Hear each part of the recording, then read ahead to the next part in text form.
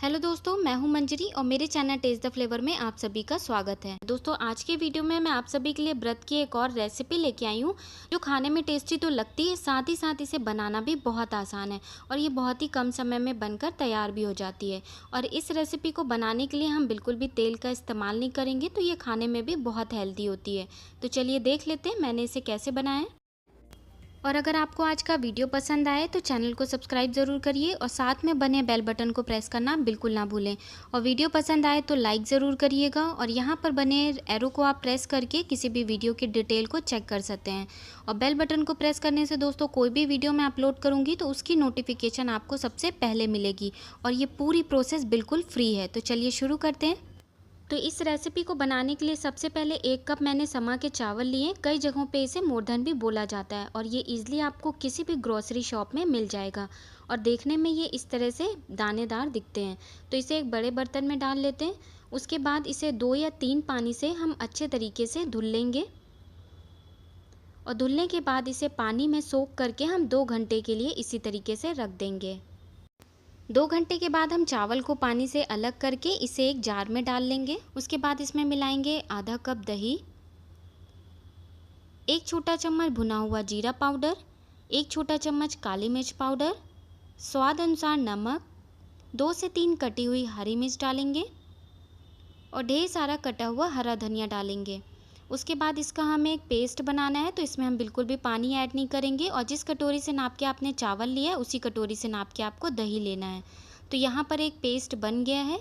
इस कंसिस्टेंसी में आपको इस पेस्ट को या इस बैटर को रखना है। तो चलिए अब आगे देख लेते हैं।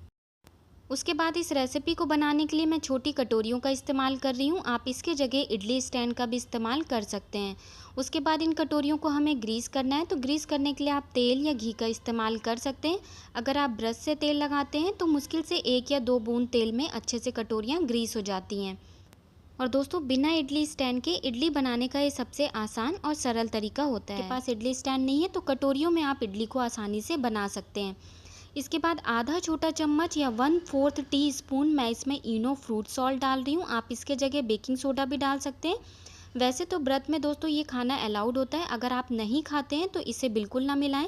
इसके ना मिलाने से भी इडलियाँ बहुत अच्छी बनेंगी, बस थोड़ी सी स्पंजी नहीं होंगी, बाकी स्वाद में कोई अंतर नहीं होगा। इसके बाद कटोरियों में इस बैटर को हम डाल लेते हैं।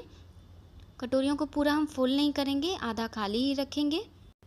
उसके बाद एक पैन में मैंने पानी उबलने के लिए रखा था, तो पानी अच्छे से गर्म हो गया है। आप पैन की जगह या तो कढ़ाई या फिर किसी फैले हुए बर्तन का इस्तेमाल कर सकते हैं और इसमें हमें बहुत ज़्यादा पानी नहीं रखना होता है। इसके बाद इडली वाली कटोरियाँ हम इसमें रख देंगे और गैस की फ्लेम को मीडियम रखेंगे और इसे अच्छे तरीके से ढककर, जिससे इसकी स्टीम बिल्कुल ना निकले, 7 से 8 मिनट तक पका लेंगे। तो 7 से 8 मिनट बाद इसे टूथपिक या किसी चाकू से अच्छे से चेक कर लेंगे। टूथपिक एकदम क्लीन है, इसका मतलब ये अच्छे से पक गई है। तो अब गैस को बंद कर देते हैं और कटोरियों को हम बाहर निकाल कर इसे अच्छे तरीके से ठंडा हो जाने देते हैं। अच्छे तरीके से ठंडा हो जाने के बाद इडलियाँ कटोरियों के साइड्स को खुद ब खुद छोड़ देती हैं। इसे निकालना बहुत आसान हो जाता है। इसके बाद एक हम नाइफ़ लेंगे और सारे साइड्स में इस तरीके से इसे घुमा देंगे और उसके बाद एक बाउल को उठाकर हम प्लेट में इसे पलटकर अच्छे तरीके से निकाल लेंगे। थोड़ा सा इसे टैप करेंगे तो देखिए इडली बहुत आसानी से निकल गई है और ये बहुत ही स्पंजी बनी है। तो सारी इडलियों को इसी तरीके से निकाल लेंगे।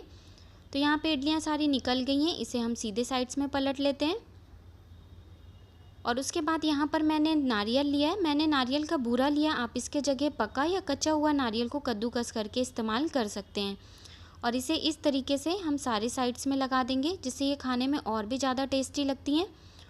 और इस तरीके से बनी हुई इडली के साथ दोस्तों आपको हरी चटनी की भी ज़रूरत नहीं पड़ती, क्योंकि हरी चटनी को आप जिन चीज़ों से मिलाकर बनाते हैं वो सारी चीज़ें इस इडली में मैंने डाली हैं। तो ये खाने में बहुत ही ज़्यादा टेस्टी लगती हैं। अगर आप चाहें तो इन्हें खाने के लिए दही का इस्तेमाल कर सकते हैं।